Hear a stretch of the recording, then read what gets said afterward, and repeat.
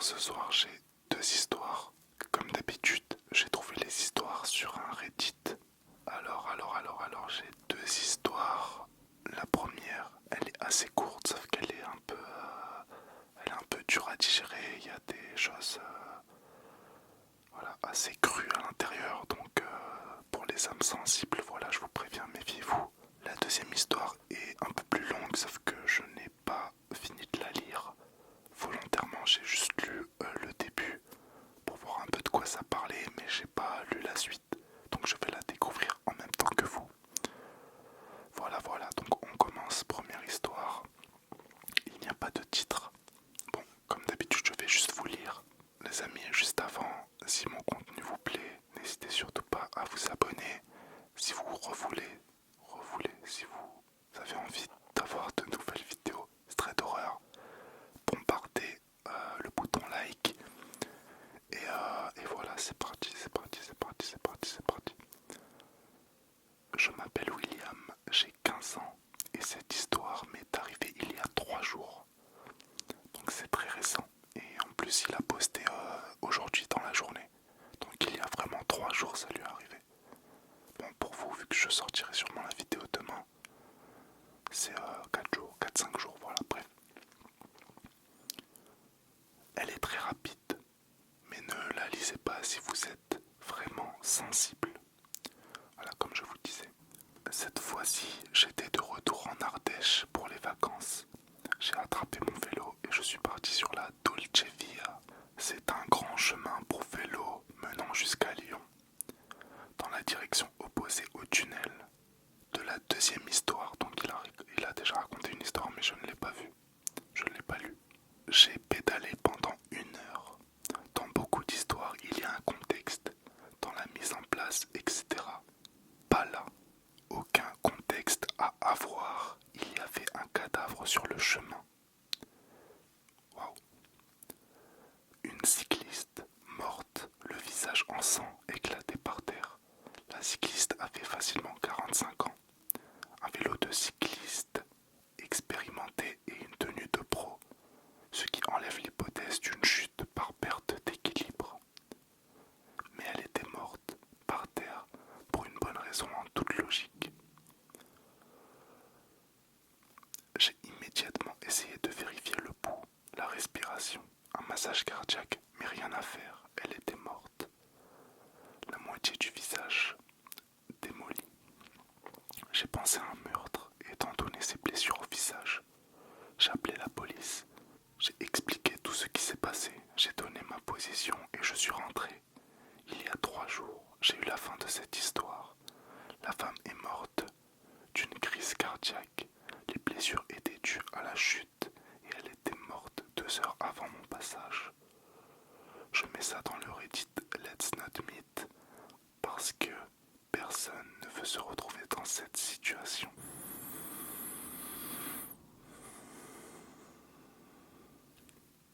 J'ai volontairement évité le sujet des blessures dans cette histoire. Attendez, j'ai perdu la ligne, excusez-moi. Mince. J'ai volontairement évité le sujet des blessures dans l'histoire, mais c'était particulièrement horrible. Son visage est tombé en plein sur le gros gravier qui sont partout dans cette zone de la Dolce Via. Depuis, je suis rentré chez moi à Paris et je vous raconte mes histoires. Voilà, fin de l'histoire. Donc c'est assez horrible, c'est assez traumatisant quand tu vis ça. Bon, heureusement, on va dire heureusement, même si c'est un drame et même si c'est terrible, ce n'est pas un meurtre, c'est pas quelqu'un de mal intentionné qui est venu pousser ou tuer volontairement cette femme. C'est juste un accident, ça arrive. Il a bien réagi, je trouve. Il a essayé de voir si elle était encore vivante, puis directement appeler la police. Pour son jeune âge en plus, il a quel âge? 15 ans. Donc ça doit être une expérience très très traumatisante à cet âge-là. J'espère qu'il va bien. Et puis voilà. Donc un peu perturbante l'histoire. Voilà, si vous êtes un peu sensible. Ok les amis, dites-moi si ce genre d'histoire vous plaît ou si vous voulez des trucs un peu plus soft pour les prochains traits d'horreur. Comme ça, moi, je m'adapte à vous et à ce que vous voulez.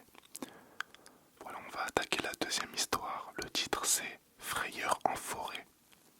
Donc voilà, il y aura le thème de la forêt. Comme je vous ai dit, j'ai juste lu le premier, vous voyez, le premier paragraphe. Et puis ensuite, c'est assez long, voilà. J'ai pris des screens. Voilà, c'est assez long. Bon, juste avant, petite pause. Je bois.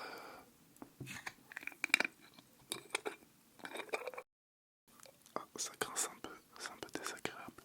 Je bois mon petit pago.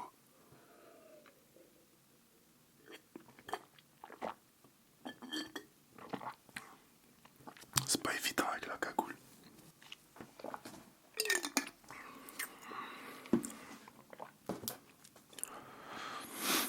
Donc avant de commencer cette deuxième histoire, je vais juste vous lire le commentaire qu'il y a en dessous.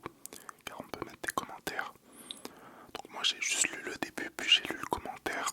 Et j'ai vu qu'il y avait pas mal de réactions. Donc je me suis dit qu'elle allait être sympa cette histoire. Donc le commentaire qu'il y a en dessous, il y a un jour.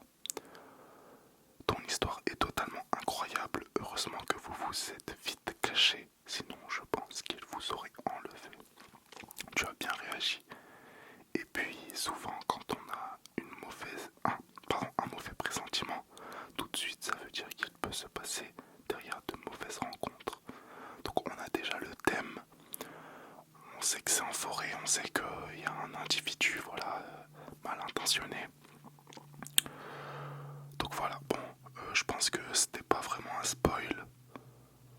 Je considère pas ça comme un spoil, juste voilà, c'est pour nous donner une petite idée, un petit avant-goût de l'histoire. Un petit avant-goût de l'histoire, voilà. Allez, on commence. Je m'appelle Yeva. L'histoire que je vais raconter s'est passée il y a plus d'1 an, en avril 2021. J'habite à la campagne et, à l'époque, il y avait une forêt à 500 mètres de chez moi. Une grande forêt que je connaissais plutôt bien car j'avais l'habitude d'y aller avec ma famille. Très bien.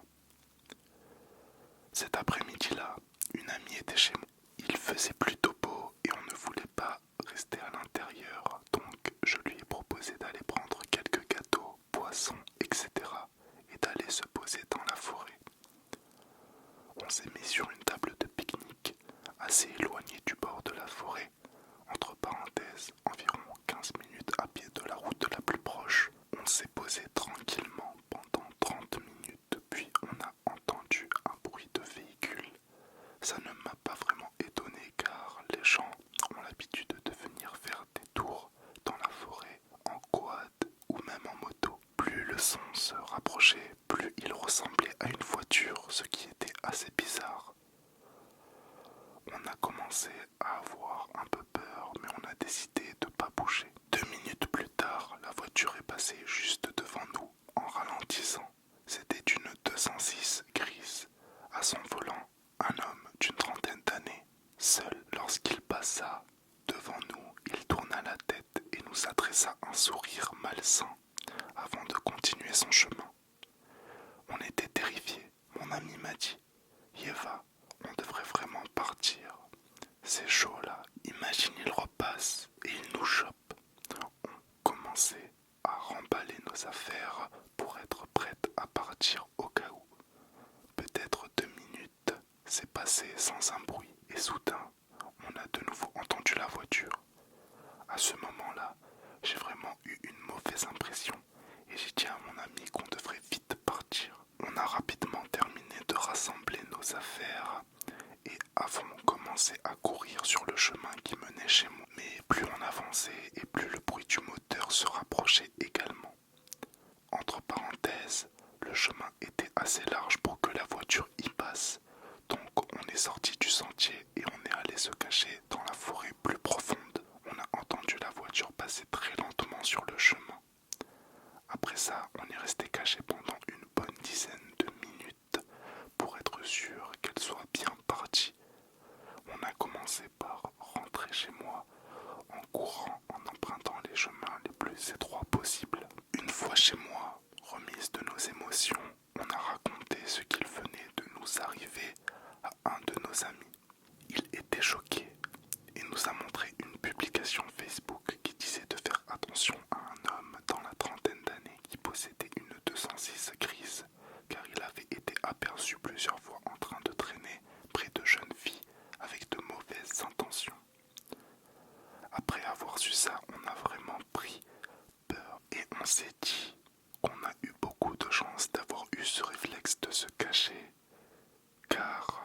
sait ce qu'il aurait bien pu nous arriver. Voilà, c'est tout pour mon histoire. Faites attention à vous, on ne sait jamais quand ce genre de choses peut se produire. Voilà, c'est la fin. Alors, je la trouve très intéressante. Je ne sais pas vous, mais cette histoire est très intéressante. Car, voilà, quand vous êtes un groupe de jeunes gens, ou voilà, de jeunes filles, et que vous allez loin, en forêt, il n'y a pas beaucoup de monde autour de vous, il faut faire attention. Bon, c'est une banalité, hein, c'est évident qu'il faut faire attention. Mais personnellement, je vous conseillerais, à part si vraiment vous êtes très jeune, de prendre quelque chose avec vous, quelque chose de pointu, un couteau, une bombe lacrymogène, un taser. Moi, il y a une époque, je voulais me procurer un taser pour voilà, être tranquille dans la rue, on sait jamais ce qui peut se passer. J'ai des amis qui me racontaient des histoires pas très bien. Et du coup, j'ai vu que posséder un taser sur soi quand on est un homme, c'est pas légal. Donc on peut être puni d'une amende. Bon, bien sûr, ça dépend où on est, ça dépend si c'est dans la voiture. Voilà, généralement c'est illégal. Bon, je ne pense pas que les policiers mettent une amende à chaque fois, mais voilà. Mais j'ai vu que voilà, quand on est une fille, les policiers généralement ils laissent parce qu'ils savent que voilà, les filles sont un peu plus fragiles et qu'elles se font agresser plus souvent. Donc voilà, si vous êtes une fille que vous sortez souvent, personnellement je vous conseillerais d'avoir au minimum une petite bombe lacrymogène ou voilà un taser ou un truc pour pouvoir un minimum vous défendre. Voilà. Bon, après il faut pas voilà sortir seul, sortir dans des endroits éloignés, etc.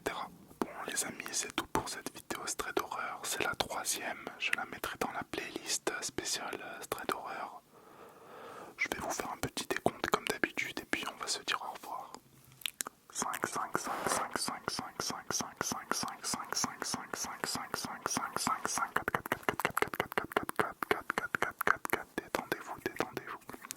Je sais que c'est difficile de se détendre après ça, mais bon, détendez-vous, détendez-vous. 3, 3, 3, 3, 3, 3, 3, 3, 3, 3, 3, 3, 3, 3, 3, 3, 3, 3, 3, 2, 2, 2, 2, 2, 2, 2, 1,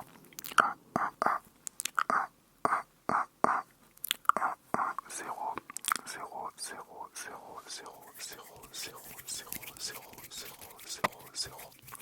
Mince, j'ai fait que taper la bonnette, je suis désolé.